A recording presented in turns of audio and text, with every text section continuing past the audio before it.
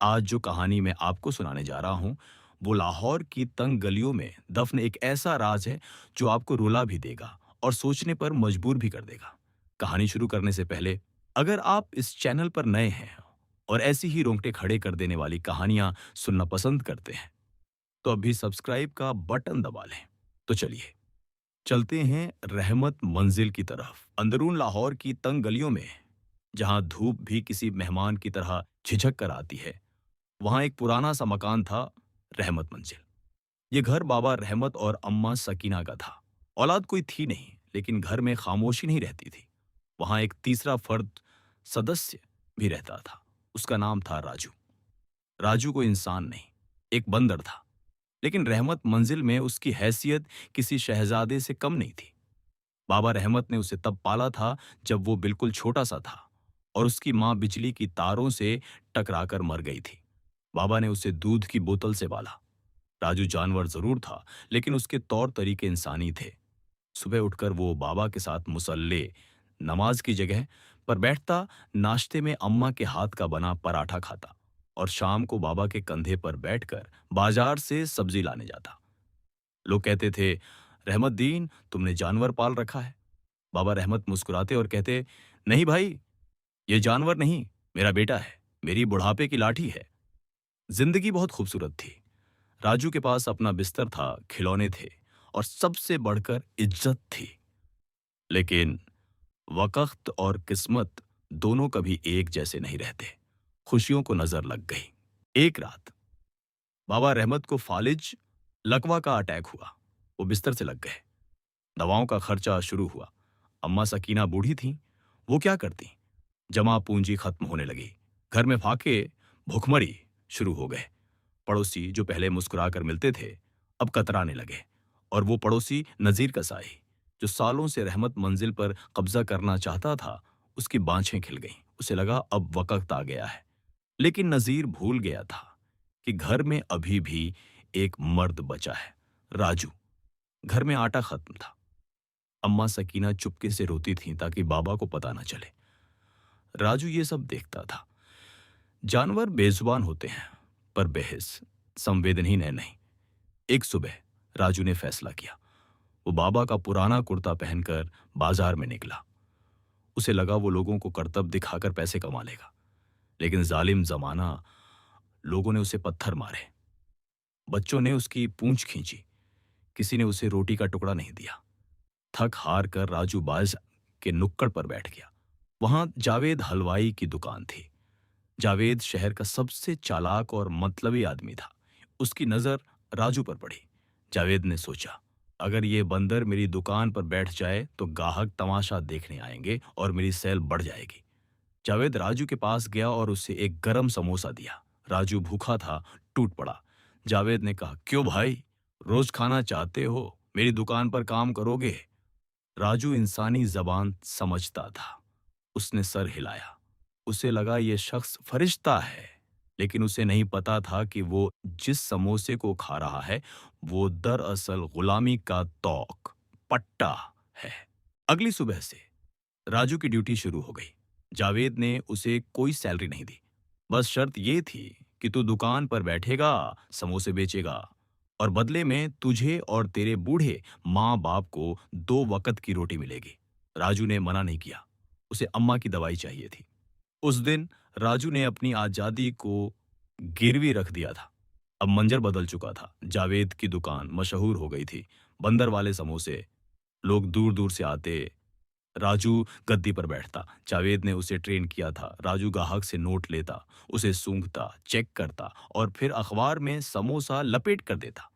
लोग हंसते, वीडियो बनाते, सेल्फीज लेते, लेकिन कोई राजू की आंखों में नहीं देखता था। जावेद राजू के साथ बहुत बुरा सुलूक करता था। अगर गलती से समोसा गिर जाता तो जावेद उसे जलते हुए चिमटे से मारता। राजू चीखता नहीं था, क्योंकि उसे पता था अगर उसने शोर मचाया तो जावेद उसे निकाल देगा और बाबा रहमत की दवाई बंद हो जाएगी। राजू पूरा दिन लोगों की झूठी हंसी सुनता और रात को जब दुकान बंद होती तो बची हुई सूखी रोटियां और कुछ सिक्के लेकर घर भागता। वो सिक्के जो वो अपनी गाल में छुपा लेता था। घर पहुंचकर वो बाबा के पैर दबाता। अम्मा को अपने हाथों से रोटी खिलाता। बाबा रोते थे, मेरा बेटा, मेरा राजू हमारी वजह से तमाशा बन गया। राजू उनके आंसू पोंछता और इशारे से कहता कि सब ठीक है। लेकिन असली मुसीबत तो अब शुरू होने वाली थी, क्योंकि जावेद हलवाई और नजीर कसाई ने हाथ मिला लिया था। एक रात दुकान बंद करने के बाद राजू वहां से निकलने ही वाला था कि उसने जावेद और नजीर को खुसुर पुसुर करते सुना। नजीर कह रहा था, यार जावेद, ये बुढ़ा रहमत मर क्यों नहीं रहा? जब तक वो जिंदा है वो मकान मेरे नाम नहीं करेगा। और वो बंदर, वो तो उस बुढ़े का बॉडीगार्ड बना फिरता है। जावेद बोला, फिक्र ना कर, मेरे पास प्लान है। कल शहर में बड़ा मेला है, मेरी दुकान पर बहुत रश होगा। मैं राजू को झर वाला समोसा खिला दूंगा। लोग समझेंगे फूड पॉइजनिंग से मर गया।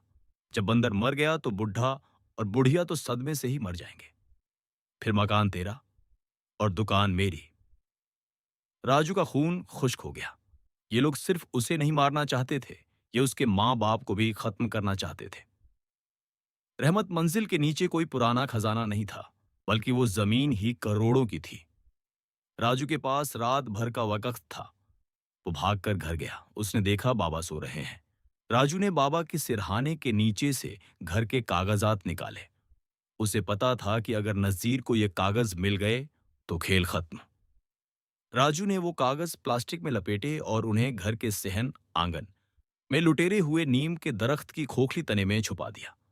लेकिन अगले दिन कयामत आने वाली थी। मेला लगा हुआ था। जावेद की दुकान पर पैर रखने की जगह नहीं थी।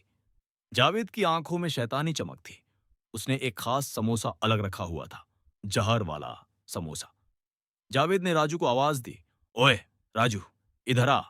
आज तूने बहुत काम किया, ये ले ताजा समोसा खा। भीड़ देख रही थी। राजू ने समोसा हाथ में लिया।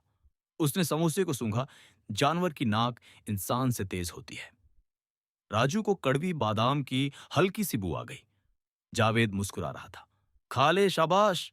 राजू ने जावेद की आंखों में देखा, फिर भीड़ की तरफ देखा, और फिर राजू ने वो समोसा जमीन पर दे मारा और जावेद के मुंह पर थूक दिया।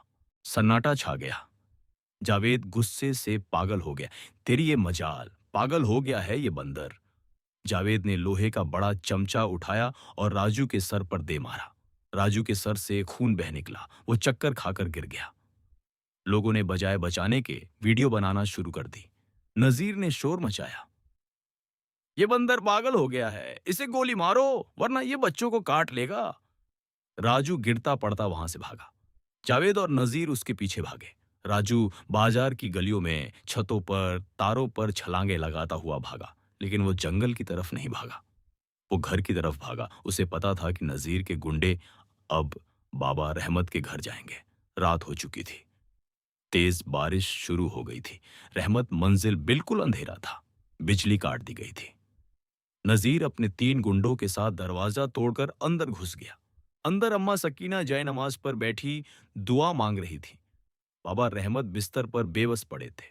नजीर चिल्लाया, बुढ़े, कागजात कहाँ हैं? सीधा सीधा बता दे वरना आज तेरा घर कब्र बन जाएगा। बाबा रहमत कमजोर आवाज में बोले, नजीर, खुदा से डर। नजीर ने बाबा को गिरेबान से पकड़ लिया।